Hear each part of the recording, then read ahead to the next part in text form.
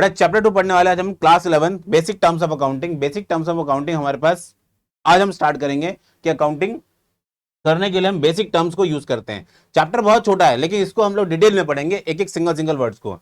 Sir ये basic terms of accounting है क्यों, पढ़ना क्यों है? हमें पता तो है सर एसेट्स क्या होता है, लायबिलिटीज क्या होता है, ये क्या होता है, वो क्या होता है। बेटा आपको पता है लेकिन लायबिलिटीज के अंदर लायबिलिटीज बहुत टाइप की होती हैं, एसेट्स बहुत टाइप के होते हैं। क्योंकि अब देखो जो पूरी अकाउंटिंग है बेटा बेसिकली वो मैथमेटिक्स प्लस लॉ दोनों का मिक्सअप है। मैथमेटिक्स और लॉ दोनों का मिक्सअप है। तो लॉ को तो आप समझ लो, खाली आपको एसेट्स के बारे में पता लग जाएगा तो आप ये नहीं बोल सकते कि मुझे एसेट्स पता है, कि एसेट की डेफिनेशन पता है। एसेट की डेफिनेशन के साथ साथ एसेट होते कितने टाइप के हैं, लायबिलिटी के डेफिनेशन के साथ साथ लायबिलिटी होती कितने टाइप की है, खर्चों के साथ साथ खर्चे। अब खर्चे तो दो तरीके से हो सकते हैं बेटा, उसे हम एक्सपेंस भी बोलते हैं, उसे हम एक्सपेंडिचर भी बोलते हैं। एक्सपेंस फर्दर कैटेगराइज होता है, एक्सपेंडिचर फर्दर कैटेगराइज होता है। रिसिप्ट मतलब पैसे को लेना, वो भी आपके पास बहुत तरीके से आता है।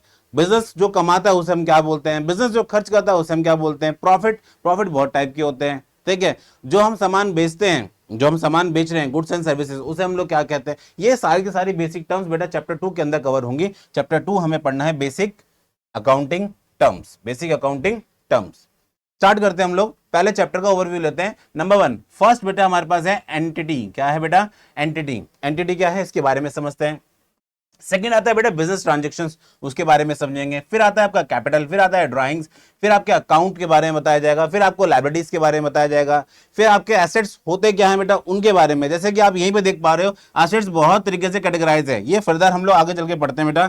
फिर आता है रिसिप्ट क्या होते हैं, फिर हम पढ़ेंगे एक्सपेंडिचर्स क्या होते हैं, फिर हम पढ़ेंगे एक्सपेंस, प्रॉफिट, लॉस और purchase, sale, purchase return, sales return, आपका ट्रेड रिसीवेबल हो गया, ट्रेड पेबल हो गया, कॉस्ट हो गया, डिस्काउंट हो गया, books of accounts, debit, credit, proprietor. Proprietor means owner of the company, owner of company या फिर business. Cost of goods sold, insolvent, book value, income, gain, stock, goods, voucher, entry, depreciation, bad debts, solvent और balance sheet, और balance sheet. तो इन सब के बारे में अभी हमें एक एक करके सबके बारे में जानना है, उसे पढ़ना है बेटा। अब हम स्टार्ट करेंगे। अभी हम लोगों ने देख लिया है कि ओवरव्यू क्या है चैप्टर 2 का, पूरा ओवरव्यू हमें पता लग गया।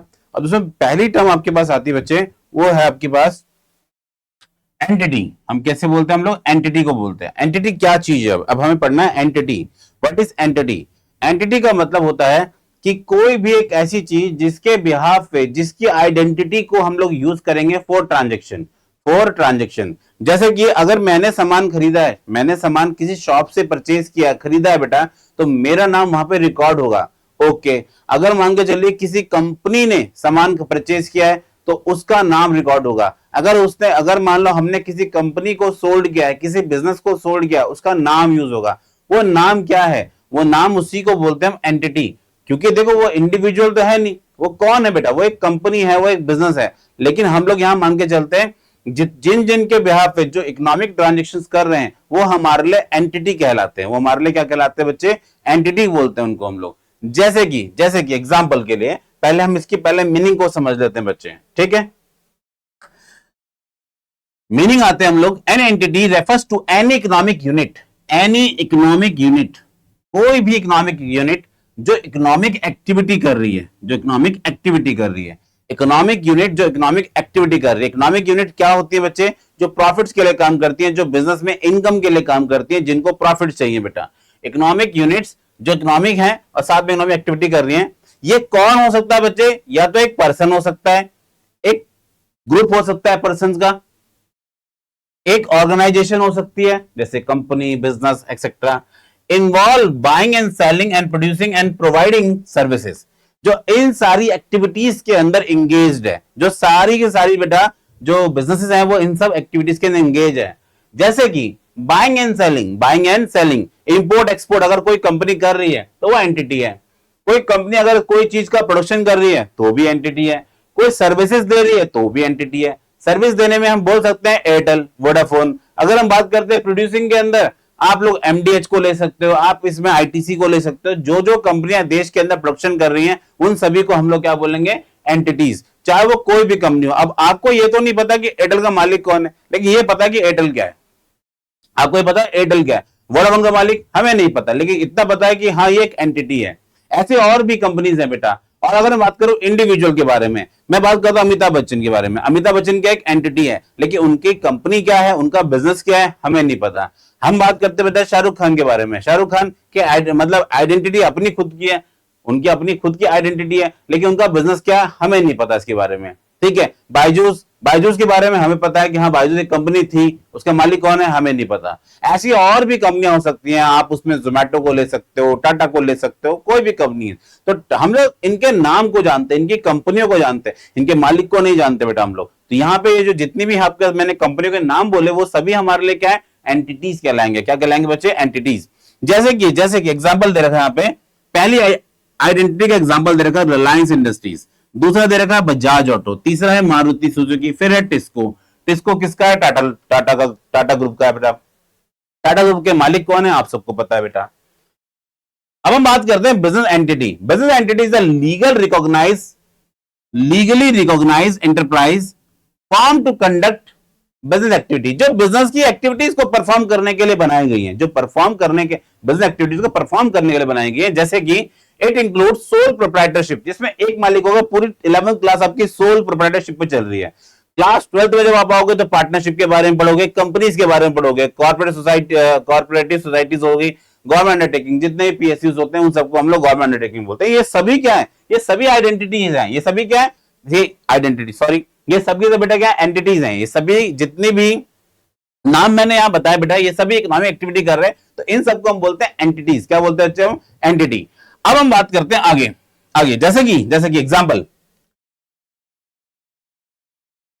If owner invest 1 lakh in business, it is treated as, जो आदमी 1 लाख रुपए बिजनेस में इन्वेस्ट कर रहा है उसे हम क्या बोलेंगे, इनफ्लो।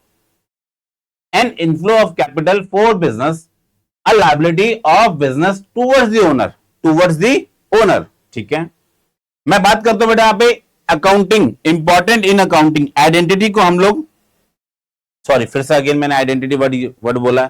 एंटिटी को बेटा हम लोग इंपॉर्टेंट क्यों मानते हैं यहां पे, help maintain clear financial record. भाई बिजनेस में जो ट्रांजेक्शन हुआ है वो किसने किया है, क्योंकि देखो बिजनेस में हम लोग जितने भी ट्रांजेक्शन, जितने भी अकाउंटिंग रिकॉर्ड्स करेंगे बेटा वो हम लोग किसी एंटिटी के बिहाफ पे रिकॉर्ड करते हैं, या तो मालिक या फिर बिजनेस। और हमें बेटा अकाउंटिंग के अंदर सेपरेटली एक चीज को अलग अलग मानना पड़ता है कि मालिक अलग है और बिजनेस अलग है, ओनर अलग है और बिजनेस अलग है। बिजनेस को हम एंटिटी के नाम जानते हैं। तो यहां पे क्या होता है, help to maintain clear financial records, allow to accurate calculations of profit and loss. ठीक, it ensure legal financial distinctions, दोनों के बीच में अलग अलग। अगर मान के चलिए कोई कंपनी है, कोई कंपनी एक्स है, ठीक है, मैं एक पहले यहां पे एग्जांपल ले लेता हूं। कोई कंपनी है बेटा एक्स वाई जेड लिमिटेड, और वहां उसके मालिक है मिस्टर एक्स। मालिक कौन है बच्चे यहां पे, मालिक है बेटा इसके मिस्टर एक्स। तो अब ये बताइए जो बिजनेस ने ट्रांजेक्शन किए बेटा, मैं किस नाम से रिकॉर्ड करूं, ओनर के नाम पे या कंपनी के नाम पे, ओनर के नाम पे या कंपनी के नाम पे। आप कहेंगे सर इसको कंपनी के नाम पे, क्योंकि बिजनेस ने ट्रांजेक्शंस किए हैं। वहीं अगर मैं बोलता हूं कि मालिक ने अपने पर्सनल खर्चे के लिए कुछ पैसे यूज किए हैं, उसे किस नाम से रिकॉर्ड करो, सर मालिक के नाम पे। क्योंकि हम लोग क्या मान रहे हैं, एंटिटी अपना पे एक अलग आइडेंटिटी होती है, एक अलग अपना पे उसकी अलग पहचान होती है। लेकिन वही बात करता हूं मैं पर्सन की, तो पर्सन की अलग पहचान होती है, कंपनी अलग है, ये अलग है। जैसे कि हम लोग बात कर सकते हैं कि दिल्ली में जो बिजली आती है हमारे घरों तक, जो हमारे घर में इलेक्ट्रिसिटी आती है बेटा, वो हमें बीएसईएस देता है, ना कि बीएसएस दे रहा है बेटा। हम लोग जब हमारे घर में बिजली जाएगी, हम उसके ओनर को फोन नहीं करने वाले, हम उसके ओनर को फोन, हम किसको फोन करेंगे बच्चे, हम करेंगे बीएसएस को। अगर सपोज करो किसी XYZ कंपनी पे आपने केस किया है, मतलब कोई प्रोडक्ट था, कोई प्रोडक्ट है जो बेटा खराब है, जिसकी वजह से आपको कुछ इश्यू हो गया, तो आप लोग क्या करोगे, उस कंपनी के मालिक पे केस करोगे या कंपनी पे केस करोगे, आप कंपनी पे केस करोगे। मतलब किस पे केस करने वाले हो आप लोग, एंटिटी पे केस करने वाले हो, ना कि आप मालिक पे केस करोगे बच्चे। तो दोनों के दोनों क्या है, लीगली भी और फाइनेंशियल भी कैसे हैं, डिस्टिंक्ट होते हैं, अलग अलग होते हैं बिटवीन पर्सन और बिजनेस एक्टिविटीज। ओके, फिर हम बात करते हैं बेटा क्या, की कंसेप्ट। देखो यहां पे फिर से जिक्र हो गया, ये चैप्टर नंबर 3 का थोड़ा बहुत आ रखा है बेटा। यहाँ पे ये है बेटा अकाउंटिंग एंटिटी कंसेप्ट। हम लोग बिजनेस को अलग मानते हैं और ओनर को अलग मानते हैं। ये बात आप अपने दिमाग में अच्छे से फीड कर लेना बेटा, कि जब भी हम लोग कोई भी ट्रांजेक्शन, कोई भी बिजनेस के अंदर सौदा रिकॉर्ड करते हैं, कोई भी सौदा रिकॉर्ड करेंगे तो अकाउंटिंग एंटिटी के कंसेप्ट के बिहाफ पे रिकॉर्ड करते हैं। ठीक, in accounting every business is treated as separate. In accounting every business is treated as separate entity from its owner. अपने मालिक से हटके होता है, अपने मालिक से हटके होता है। तो हम जब बात करते हैं ना सेपरेट, तो यहां पे देखो वर्ड क्या यूज हुआ है, एंटिटी। अगेन अकाउंटिंग एंटिटी, यहां पे क्या है, हर जगह पे एंटिटी वर्ड यूज होगा, तो आपको उसके बारे में पता होना चाहिए, इसलिए बेसिक टर्म का पहला पहला कंसेप्ट है। नेक्स्ट हम बात करते हैं, it is known as business entity concept. इसको हम business entity concept, separate legal entity concept, बहुत सारे नामों से जानते हैं। Even if the owner of the business are the legally the same.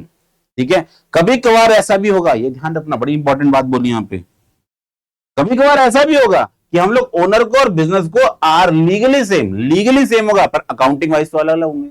Legally हो सकते हैं सेम, जैसे कि सोल प्रोप्राइटरशिप। 11th क्लास में जो आप पढ़ने वाले हो अकाउंट्स, वो सारा का सारा किस एस्पेक्ट से पढ़ने वाले हो, सोल प्रोप्राइटरशिप के एस्पेक्ट में। वहीं अगर मैं बात करता हूं बेटा, for accounting purpose there is a transaction are recorded separately. हम सोल प्रोप्राइटरशिप के केस में लीगली कंपनी को और उसके ओनर को सेम मान रहे हैं, कंपनी को उसके ओनर को सेम मान रहे हैं लीगली, पर अकाउंटिंग वाइज उसे हम दोनों को सेपरेट मानेंगे। क्या मानेंगे बच्चे, हम लोग सेपरेट मानेंगे। ये आपका प्रॉपर जो कंसेप्ट मैंने बताया आपको, ये बताया बच्चे आपको मैंने एंटिटी के बारे में। किसके बताया बेटा आपको, एंटिटी क्या होती है। Yes, okay. सेकंड वर्ड बेटा हमारे पास आता है, अब सेकंड वर्ड है बेटा बिजनेस ट्रांजेक्शन। सेकंड वर्ड क्या है बच्चे हमारे पास, बिजनेस ट्रांजेक्शन। बिजनेस ट्रांजेक्शन क्या होते हैं बेटा, बिजनेस ट्रांजेक्शन होते क्या है, तो मैं पहले इसकी डेफिनेशन वाइज इसके बारे में बात करता हूं। डेफिनेशन क्या है बच्चे इसकी,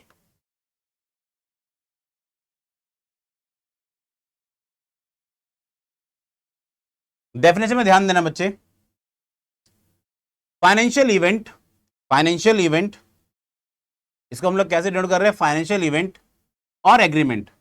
फाइनेंशियल इवेंट होगा या फिर एग्रीमेंट होगा बिटवीन टू पार्टीज, दो पार्टीज के बीच में। दो पार्टियों का मतलब क्या है, जो आपस में ट्रांजेक्ट कर रही हैं, जो आपस में कोई भी इवेंट या फिर कोई भी एग्रीमेंट। सर ये इवेंट क्या होती है, फाइनेंशियल इवेंट। जैसे कि अगर मान के चलिए कोई एक्स पर्सन है अपने लिए कार लेके आया और कार का एक्सीडेंट हो गया, दैट इज इवेंट। वहीं अगर बात करता हूं मैं एग्रीमेंट, उसने जो कार परचेज की थी दैट इज एग्रीमेंट। उसने क्या किया था, सामान खरीदा था, तो वो तो एग्रीमेंट होगा। लेकिन जो उसकी कार का भी एक्सीडेंट हो गया, वो क्या अपना पे इवेंट है। तो क्या ये दोनों के दोनों दो पार्टीज के बीच में ट्रांजेक्शन हुआ, हाँ बिल्कुल हुआ है। ये क्या है, एक तरह का एक्सीडेंट, और ये क्या अपना पे सेल परचेज हो गया। Express in terms of monetary accident, sir कैसे दो पार्टीज है, यहाँ पे दो पार्टीज हैं, क्या वो मनी में काउंट हो सकता है, बिल्कुल हो सकता है यहाँ पे। एंड जिसके कारण क्या होगा, अब बिजनेस की फाइनेंशियल पोजीशन चेंज होगी। भाई अगर मान के चलो, अगर आपने सामान कुछ भी एग्रीमेंट के तौर पे खरीदा है, मतलब सपोज करो आप कंपनी के पर्पस से परचेज कर रहे हो, तो उस केस में वो मॉनेटरी टर्म में और आपके फाइनेंशियल पोजीशन को अफेक्ट करेगी। फाइनेंशियल पोजीशन बच्चे हम लोगों ने फर्स्ट चैप्टर के अंदर पढ़ा है, थोड़ा बहुत मैंने बताया था आपको। हम लोग बात करते हैं यहाँ बैलेंस शीट की, किसके बारे में बात करते हैं, बैलेंस शीट की। बैलेंस शीट में क्या आता है, एसेट्स और लायबिलिटीज आती है। अगर मान के चलिए हमने अगर कोई भी मनी अगर हमारे पास से आउटफ्लो होगी, तो कैश आपका रिड्यूस होगा। कैश आपके लिए क्या होता है, बेसिकली कैश होता है आपके लिए बच्चे एसेट्स। क्या होता है, एसेट्स, और एसेट्स आपके रिड्यूस हो जाएंगे। वहीं अगर मैं बात करता हूं बेटा, कोई सामान बेटा हम लोगों ने उधार में खरीदा है, तो बेटा अब हमारे लिए कर्जा बढ़ जाएगा, और कर्जा भी फाइनेंशियल पोजीशन को हमारा अफेक्ट करेगा, मतलब उसे अप एंड डाउन करने वाला है। इन्हीं सब को हम लोग क्या करते हैं, अपनी बुक्स के अंदर रिकॉर्ड करते हैं, और इन्हीं रिकॉर्ड्स को हम बोलते हैं फाइनेंशियल ट्रांजैक्शन या फिर बिजनेस ट्रांजैक्शन, क्योंकि ये बिजनेस के एस्पेक्ट में रिकॉर्ड हो रहे हैं। ठीक है बच्चे, अब जैसे कि एग्जांपल्स दे रखे हैं कुछ इसके लिए, यहाँ पे कुछ बच्चे इसके एग्जांपल्स हैं, जैसे कि सेल हो गया, परचेज हो गया, गुड्स को खरीद रहे हैं हम लोग, गुड्स को सेल परचेज कर रहे हैं। ओके, अब यहाँ पे गुड्स, मैंने गुड्स बोला तो यहाँ पे गुड्स ही नहीं है बच्चे, यहाँ पे आपकी सर्विसेज भी आ सकती हैं, यहाँ पे आपकी सर्विसेज भी आ सकती हैं। सर्विसेज जैसे कि वोडाफोन हो गया, एयरटेल हो गया, ये क्या कर रहे हैं बेटा, क्या ये गुड्स बेच रहे हैं, नहीं, कोई सामान नहीं बेच रहे, क्या बेच रहे हैं बेटा, ये लोग सर्विसेज बेच रहे हैं। तो इसमें सेल एंड परचेज दोनों चीज काउंट होती है, गुड्स एंड सर्विसेज। रिसिप्ट, अगर मान के चलिए मैंने किसी को उधार पे सामान बेचा था, आज वो पैसे देके जा रहा है, तो पैसे देके जा रहा है, दो पार्टीज है, दैट मींस वो भी क्या अपना पे एक तरह का ट्रांजैक्शन है, क्योंकि पैसे मिल रहे हैं बेटा मुझे। अगर मैंने पेमेंट कर दी जिससे मैंने उधार सामान लिया था, तो ये भी अपना पे क्या एक तरह का ट्रांजेक्शन है, इसे भी हम लोग ट्रांजेक्शन कहते हैं, या फिर आपके फर्दर और भी हो सकते हैं। आगे हम बात करते हैं बच्चे किसके बारे में, बिजनेस ट्रांजैक्शन की कैटेगरीज कौन, सॉरी उसके कैरेक्टरिस्टिक्स क्या क्या हो सकते हैं।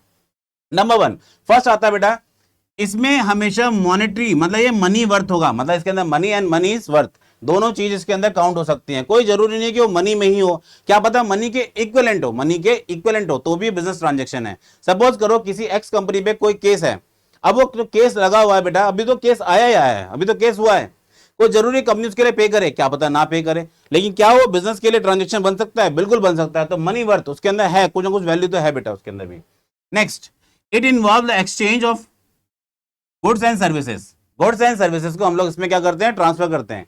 सेकंड सॉरी थर्ड आता है आपके पास ये फाइनेंशियल पोजीशन, अभी हमने यहां पे डिस्कस किया, तो ये बिजनेस की फाइनेंशियल पोजीशन को अफेक्ट करता है, एसेट्स और लायबिलिटी को चेंज करेगा। नेक्स्ट, अकाउंटिंग इक्वेशन, ये आपको बता रहा है चैप्टर नंबर 5, चैप्टर नंबर 5 के अंदर हम लोग पढ़ने वाले अकाउंटिंग इक्वेशन। भाई उनके अंदर होगा क्या? ट्रांजेक्शन ही तो होते हैं, और ट्रांजेक्शन से क्या होता है? आपकी अकाउंटिंग इक्वेशंस फ्लक्चुएट होती है, अप एंड डाउन होती रहती है। नेक्स्ट हम बात करते हैं इसमें कितने टाइप के एस्पेक्ट होते हैं बेटा, इसमें दो टाइप के एस्पेक्ट होते हैं, एक डेबिट और दूसरा क्या होता है? क्रेडिट। तो बिजनेस ट्रांजैक्शन से ही आपका डेबिट क्रेडिट भी अराइज हो जाता है। नेक्स्ट हम बात करते हैं बेटा टाइप ऑफ ट्रांजेक्शन, ट्रांजेक्शन कितने टाइप के होते हैं? ट्रांजेक्शन बेसिकली दो टाइप के होते हैं। पहला ट्रांजेक्शन आता है बेटा based on relation to accounting unit, जिससे मैं ट्रांजेक्शन कर रहा हूं उसके बेस पे होगा। सेकंड हम बात करते हैं बेटा उसका मोड ऑफ सेटलमेंट, उसे हम लोग सेटल कैसे करेंगे।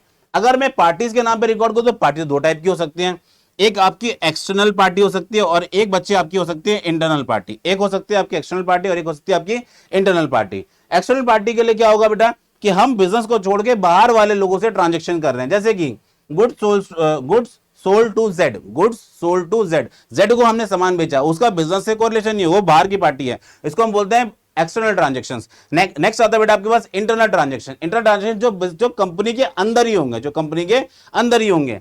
जैसे कि यहां पे एक छोटा सा एग्जांपल देगा, depreciation of on machinery, depreciation on machinery. अभी फिलहाल के आपको समझ में आता तो ओके, नहीं आता बेटा तो अभी इसका चैप्टर हमारे पास बकायदा पूरा पूरा, और अभी बेसिक टर्म्स हम आगे जाके इसको पढ़ने वाले हैं। अभी आपने इंटरव्यू में भी देखा होगा, इसका नाम था डेप्रिसिएशन, अभी पढ़ेंगे इसको हम लोग। फिलहाल के लिए मैं ऐसा बता देता हूं आपको, डेप्रिसिएशन मतलब क्या होता है, हमारे पास कोई भी एसेट रखा हुआ है, कोई भी एसेट बेटा, वो या तो एसेट बेटा पुराना होगा, या तो घिस जाएगा, या खराब हो जाएगा, या टूट फूट जाएगा। तो जब भी उसकी वैल्यू डाउन हो रही है, तो जो वैल्यू डाउन होती है उसी को हम लोग बोलते हैं डेप्रिसिएशन। तो ये क्यों हुआ? ये तो नेचुरल है, कोई भी चीज अगर हम खरीदेंगे बेटा वो डाउन होगी वैल्यू उसकी, और जब वैल्यू डाउन होगी तो क्या मैंने यहाँ पे सेकंड पार्टी मुझे कोई भी मिली? नहीं मिली। क्या मैंने सामने वाली पार्टी के साथ कोई भी ट्रांजेक्शन किया? नहीं किया। लेकिन क्या मैं इसको रिकॉर्ड करूंगा? डेप्रिसिएशन बिल्कुल रिकॉर्ड करेंगे बेटा हम लोग, दैट इज इंटरनल ट्रांजेक्शन। क्या बोलते हैं इसको हम लोग? इंटरनल ट्रांजेक्शन बोलते हैं। नेक्स्ट हम बात करते हैं mode of settlement. Mode of settlement दो टाइप से हो सकता है, एक होता है बेटा आपका कैश बेसिस पे, एक होता है आपका क्रेडिट बेसिस पे। कैश में ले लो या फिर उधार में सामान ले लो, ये दो टाइप से आपके ट्रांजेक्शन हो सकते हैं बच्चे। तो ये आपका एक छोटा सा इंट्रो है बेटा आपके लिए बिजनेस ट्रांजेक्शन। मैंने डेफिनेशन भी समझाई, उसकी कैरेक्टरिस्टिक्स भी समझा दी, और कितने टाइप के होते हैं बेटा, दो टाइप के होते हैं, इसके बारे में हम लोगों ने समझ लिया है। नेक्स्ट हम बात करते हैं बेटा अकाउंट। पहले अकाउंट के डेफिनेशन को देख लेते हैं, उसे समझ लेते हैं, फिर डेफिनेशन समझ में आ जाएगी, फिर हम पीछे चलते हैं बेटा, अपने एग्जांपल को भी समझते हैं। अकाउंट क्या होता है? अकाउंट को अगर मैं सिंपल वर्ड्स में बोलूं, account is a summary of all transaction. Account is a summary of all transaction, जितने भी ट्रांजेक्शन हुए हैं उन सबको समराइज फॉर्म में लिख देना ही क्या अपना पे अकाउंट है। जैसे कि account is a summarised record of all transactions, all transaction जितने भी ट्रांजेक्शंस हैं जो किससे रिलेट करते हो? Relate to a particular person, assets, liability, income, expense. इन सभी को क्या करना बेटा? मेंटेन एट वन प्लेस, इन सभी को एक जगह पे रिकॉर्ड करना ही अकाउंट है। इन सबको एक जगह पे रिकॉर्ड करना ही आपका अकाउंट है। आपने देखा होगा बेटा, आपके पास पासबुक होगी, आपका बैंक अकाउंट होगा, तो आपके ट्रांजेक्शन ही उस पासबुक में क्यों लिखे जाते हैं? क्योंकि बेटा बैंक ने आपका एक अलग से अकाउंट बना रखा है, अकाउंट नंबर दे रखा है, और आपके ट्रांजेक्शन उसी नंबर पे के हिसाब से रिकॉर्ड किए जाते हैं। तो इसी को बोलते। अब बैंक के अंदर क्या खाली आपका ट्रांजेक्शन हो रहा होगा? बहुत सारे लोगों का ट्रांजेक्शन हो रहा होगा, पूरी इंडिया में लाखों लोगों का, करोड़ों लोगों का, अरबों लोगों का बेटा ट्रांजेक्शन पर डे हो रहा होगा, लेकिन आपके ट्रांजेक्शन आपके अकाउंट में। क्यों? क्योंकि हमने अभी बात की बेटा, डेफिनेशन ही बता रही है, summarized record of all transactions, summarized record of all transactions relate to a particular person, किसी पर्सन का हो सकता है या उससे, और सभी को उठा के हम लोग क्या करते हैं? एक प्लेस पे लिखते हैं। ये हमारे पास अकाउंट है। जैसे कि अब हम चलते हैं अपने एग्जांपल में। मैंने एक छोटा सा यहां पे अकाउंट ले रखा है, इसका नाम क्या बच्चे? Cash account. ये कैश अकाउंट क्या बता रहा है बेटा? कैश अकाउंट बेसिकली आपका इस साइड पे हम बोलते हैं डेबिट साइड, इसको हम पॉजिटिव साइड मानते हैं। इसे हम बोलते हैं बेटा क्रेडिट साइड, इसे हम नेगेटिव साइड बोलते हैं। ठीक है, डेबिट साइड और क्रेडिट साइड, डेबिट साइड और क्रेडिट साइड, दो साइड होती है बेटा। अब आप ये कंक्लूड मत कर लेना अपने दिमाग में कि डेबिट का मतलब प्लस होता है, क्रेडिट का मतलब माइनस होता है। ये हर जगह पे चेंज होगा, ये हर जगह पे चेंज होगा बच्चे, ठीक है। अभी पढ़ेंगे इसको भी हम लोग। अब जैसे कैश अकाउंट है, कैश अकाउंट की ट्रांजेक्शन देख के मुझे समझ में नहीं आ रहा मेरे पास कैश कितना अवेलेबल है, लेकिन मैं ये बोल रहा हूं आपको, account is a summary of all transaction. Summary है प्लस साथ में मुझे अपना बैलेंस बता रहा है, मेरे पास कितने रुपए अवेलेबल है अभी। अभी हमारे पास 36,000 रुपीज अवेलेबल है, ये अभी हमें पता लग गया मेरे अकाउंट की वजह से, हमारे अकाउंट की वजह से पता लग गया। अब इसमें समरी कैसे रिकॉर्ड की बच्चे हमने, ओनर इक्विटी मतलब मालिक कितने रुपए लेके आया, 80,000 रुपीज। हमने कितने की सेल की है बच्चे, 10,000 रुपए की। ये साफ साफ पता लग रहा है, साफ साफ पता लग रहा है हमें। हमने कितने का सामान खरीदा है, 15,000 रुपीज। हमारे ऑफिस में कितने के इक्विपमेंट आए, कितने के औजार या फिर जो भी है ऑफिस की चेयर टेबल एक्सेट्रा जो भी चीज आई है वो कितनी है, 19,000 रुपीज की। हमने अभी कितना रुपए जो हमने उधार पे लिया था उसकी पेमेंट कितनी कर दी है, 20,000 रुपीज। अब बैलेंस कितना बचा है, इतना रुपए बचा हुआ है।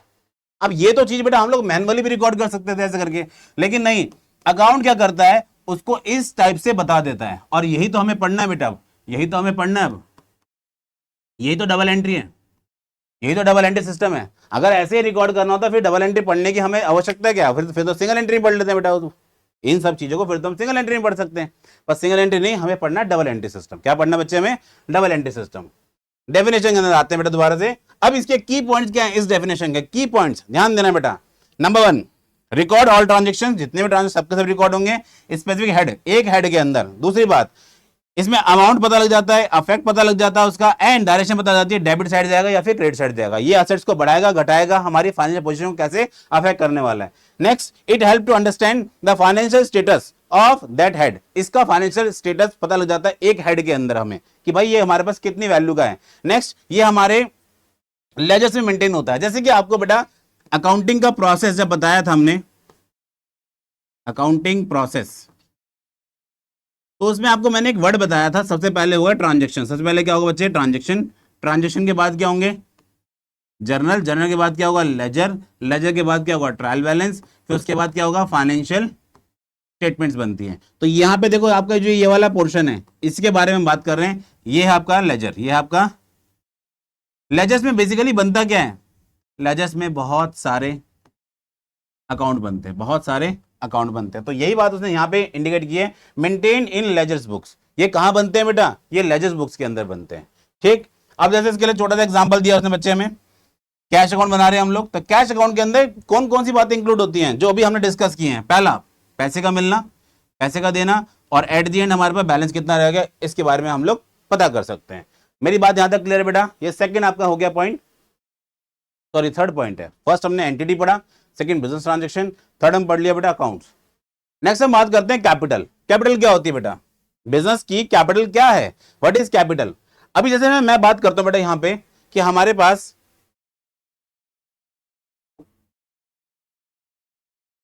ये कंपनी के ओनर हैं, ये कंपनी के क्या है, ओनर हैं, और इनके पास कुछ अमाउंट रखा हुआ है, उसे हम लोग बोल देते हैं यहां पे थोड़ी देर के लिए कैश। क्या बोल रहे हैं बच्चों से हम लोग, कैश। अगर ये पैसे लेकर के अपने बिजनेस के अंदर उस पैसे को डाल रहे हैं, मतलब उसे इन्वेस्ट कर रहे हैं, तो उसे हम लोग बोलते हैं बच्चे कैपिटल। अब ये पैसे अगर इस कंपनी के अंदर आ रहे हैं तो यही पूरा पूरा क्या बन जाएगा आपके लिए, कैपिटल। जबकि जब तक इनके हाथ में वो कैश है, जैसे वो कंपनी के अंदर आएगा वो बनेगा आपके लिए कैपिटल। कैपिटल क्या है, invested by the owner in company. अब जरा ध्यान देना बेटा, मैं बार बार वर्ड बेटा यूज करता हूं कंपनी। कंपनी आप इसको बोल सकते हो बिजनेस, कंपनी की जगह पे आप वर्ड यूज कर सकते हो बिजनेस। जैसे कि यहां पे ध्यान देना बेटा, कैपिटल इज यार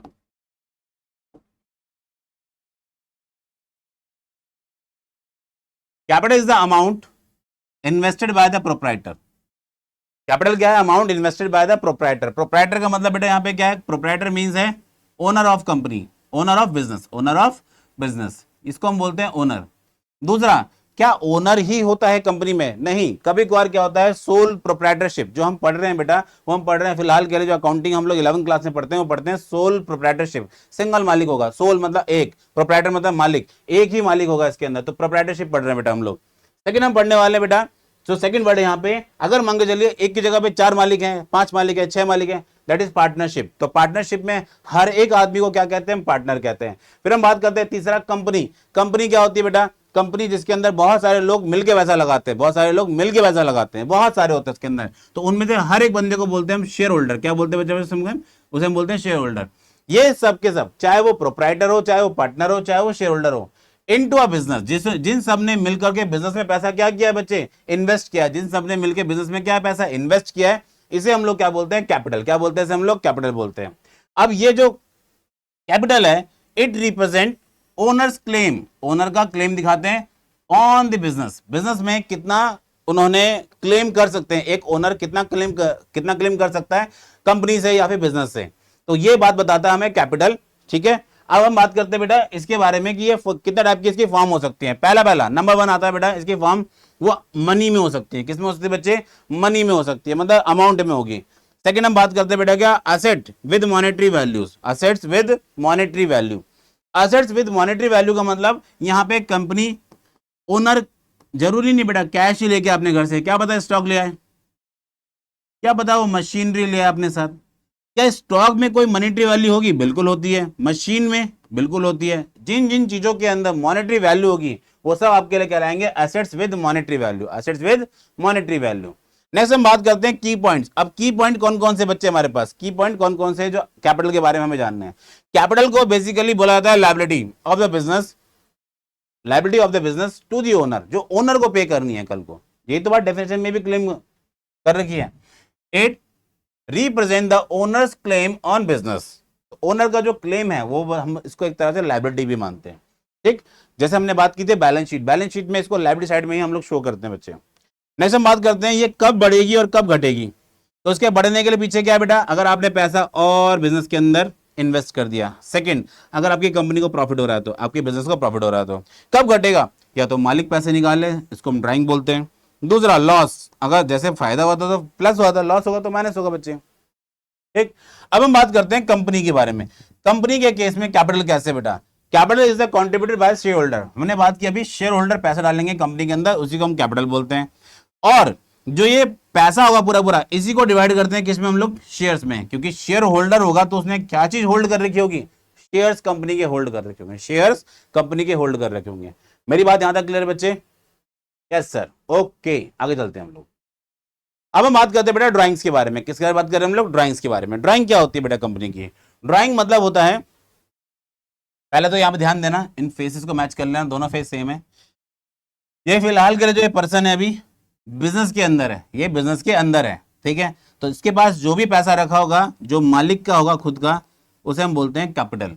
लेकिन ये क्या कर रहा है अभी, अपने पर्सनल यूज के लिए पैसे को कहीं पे भी खर्च कर रहा है, तो यहां पे हम बोलेंगे पर्सनल यूज है। जब भी पर्सनल यूज मतलब वो कैश का विड्रॉ करके अपने लिए लेके जा रहा है, कैश को विड्रॉ करके अपने लिए लेके जा रहा है, that is drawing, that is drawing. इसी को हम लोग ड्राइंग बोलते हैं बेटा। ठीक, इसी को समझाने के लिए छोटी सी स्टोरी है, काल्पनिक कहानी है बेटा, पर उसको समझना, ठीक है।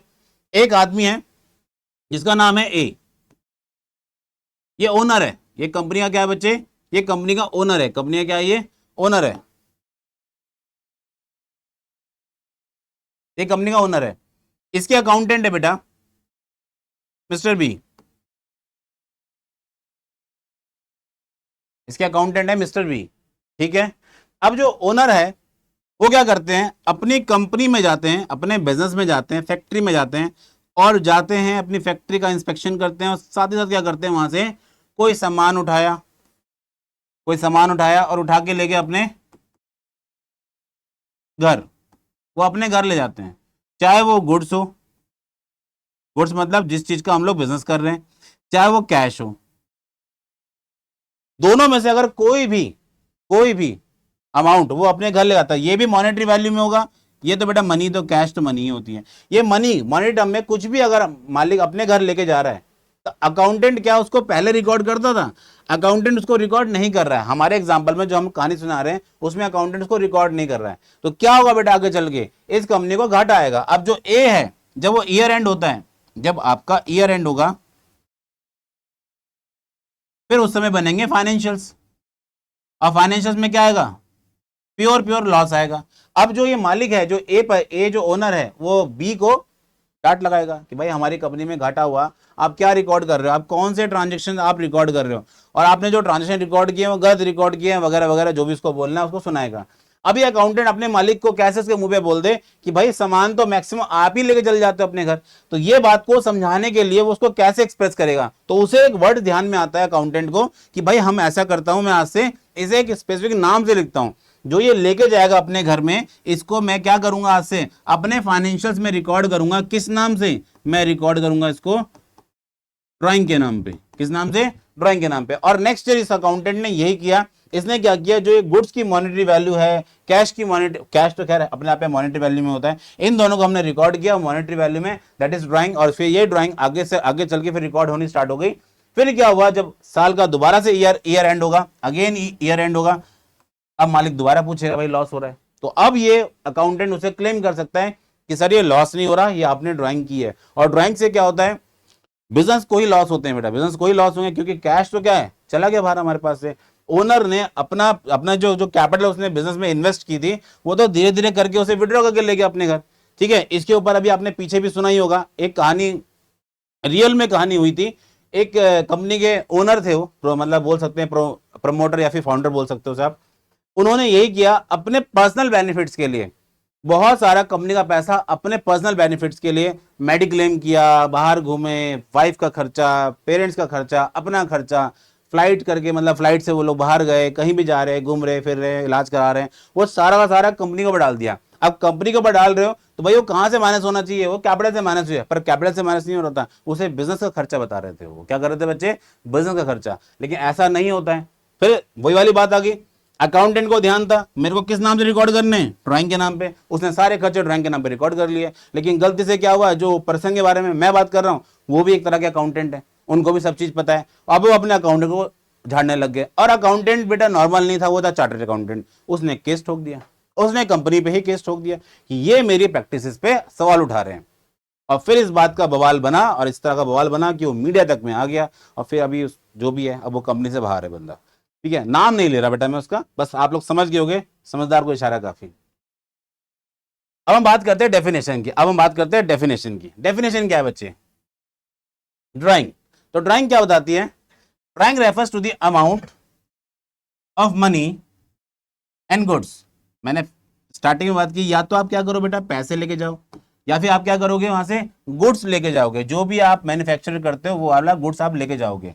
Withdrawn from the business by proprietor या पार्टनर, या तो मालिक लेके जाए या पार्टनर, मतलब दोनों ही तो सेम है, या फिर शेयर होल्डर बोल सकते हो, पर शेयर होल्डर तो बहुत दूर दूर के लोग होते हैं, वो कंपनी तक नहीं आते। हाँ, पार्टनर आता है, प्रोप्राइटर आता है, ये कंपनी में आ रहे हैं, गुड्स लेके जा रहे हैं या फिर कैश लेके जा रहे हैं, और अपने पर्सनल बेनिफिट। चलो एक होता है कि ऑफिस यूज के लेके गए हैं, हमने गुड्स ले गए और अपने ऑफिस में लाके रख दिया, ऐसा सिंपल, कोई बात नहीं भाई, वो ऑफिस यूज में काउंट होगा।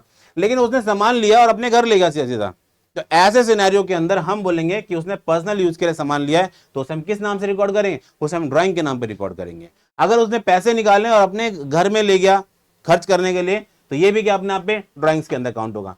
अब इस पूरी डेफिनेशन के की पॉइंट कौन कौन से हैं। नंबर 1, इसके अंदर कैश और गुड्स दोनों इंक्लूड होते हैं, ये हमने पढ़ लिया। गुड्स की जो वैल्यू होगी बच्चे, वो किस पे रिकॉर्ड करोगे, भाई जो हमने गुड्स खरीदे हैं, खरीदे तो उसे हम क्या कहते हैं बच्चे, उसे हम बोलते हैं कॉस्ट। लेट से मैंने कोई सामान लिया 10 रुपए का, और जब मैं इसको सेल कर रहा हूं बेटा, सपोज करो 50 रुपए का, तो इसका सेल प्राइस है, ये इसका क्या एमआरपी है। तो जब मालिक विड्रॉ करेगा गुड्स को, मैं किस वैल्यू पर रिकॉर्ड करूं, एमआरपी पर रिकॉर्ड करूंगा, नहीं, यही बात यहां पे लिख के दिए, goods are valued at purchase cost. किस पे होगा बच्चे, हो परचेज कॉस्ट पे होगा, मतलब कॉस्ट के अंदर रिकॉर्ड किया जाएगा उस केस में। अगर मालिक ने कोई भी गुड्स ले गया है, तो उसे हम लोग उसकी कॉस्ट पे रिकॉर्ड करेंगे। नेक्स्ट, ड्राइंग क्या करती है, कैपिटल को रिड्यूस करती है, कैपिटल को रिड्यूस करती है, जो मालिक की कैपिटल है, जो मालिक ने पैसा इन्वेस्ट किया है, उसको रिड्यूस करता है। ठीक, तीसरा, ये इसको हम लोग एक्सपेंस ट्रीट नहीं करते। कई बच्चों को बेटा यहाँ पे मिसकंसेप्ट हो जाता है कि भाई इसको खर्चा मान लेंगे, खर्चा नहीं मानेंगे बेटा, इसको हम लोग क्या मानेंगे, एक तरह से ये ओनर की जो इन्वेस्टमेंट है उसको रिड्यूस करता है, ओनर की जो इन्वेस्टमेंट है उसको रिड्यूस करता है। चैप्टर नंबर 19 में जब हम चलेंगे फाइनल अकाउंट्स के अंदर, तब हम इसको अच्छे से और डेप्थ में पढ़ेंगे बच्चे। ठीक है, फिलहाल ग्राफ ड्राइंग की डेफिनेशन हमारे पास ये है। अब इंपॉर्टेंट पॉइंट आप देख सकते हैं, नीचे 2 पॉइंट लिखे हुए हैं, drawing not equals to salary. Second, ये कहां पे अपीयर होता है, कहां पे इसको शो करते हैं हम लोग, इसको हम लोग कैपिटल अकाउंट के डेबिट साइड पे शो करते हैं, कैपिटल अकाउंट के डेबिट साइड पे शो करते हैं। अगर मैं बात करूं अब कैपिटल अकाउंट की, मैं बात करता हूं यहाँ पे कैपिटल अकाउंट की, तो कैपिटल अकाउंट में भी डेबिट साइड और क्रेडिट साइड, बेटा ये साइड बिल्कुल फिक्स रहेगी, debit side credit side fix रहेगी, लेकिन अब क्या होगा, ये साइड प्लस होगी, ये साइड माइनस होगी। सर अभी तो थोड़ी देर पहले आपने यहां बताया था हमें कि ये साइड प्लस होती है, ये साइड माइनस होती है, तो मैंने कुछ और भी तो कहा था साथ साथ, ये मान मत लेना कि इसका मतलब यही होता है, इसका मतलब यही होता है, ये चीजें चेंज होंगी बेटा, और वही तो सिखाना है आपको, वही तो आपने सीखना है। अगर इतना इजी होता तो कॉमर्स तो अकाउंट्स लेके बेटा कोई भी पढ़ रहा होता। आसान नहीं है, चीजों को हम समझेंगे पर धीरे धीरे बेटा, मैंने स्टार्टिंग में बोला आपको बेटा चैप्टर बहुत छोटा है, मैं तो सीधा सीधा आपको डेफिनेशन बोल सकता हूं कि ड्राइंग ये रहा, इसे आप पढ़ लो, काम खत्म। लेकिन ड्राइंग नहीं, ड्राइंग के साथ साथ उसके एस्पेक्ट को भी समझो, थोड़ी थोड़ी आप अकाउंटेंसी सीख जाओगे बेटा, स्टार्टिंग है बस, समय लगेगा। चैप्टर 6 के अंदर ये सारी बातें आपको अच्छे से एक्सप्लेन करेंगे बेटा, अच्छे से टू द पॉइंट आपको सारी बातें याद होंगी चैप्टर 6 के अंदर। अभी आपके लिए कैपिटल क्या हो रहा है, देखो क्रेडिट साइड प्लस हो रहा है, डेबिट साइड में माइनस हो रहा है, और हमने यहाँ पे क्या बोला, appear on debit side, appear on debit side, और यहाँ पे क्या बोला था वर्ड उसने, रिड्यूस इन ओनर्स इन्वेस्टमेंट, ये मालिक की कैपिटल क्या करेगा बच्चे, रिड्यूस करेगा, यहाँ पे रिड्यूस ही तो कर रहा है डेबिट साइड पे, ठीक है।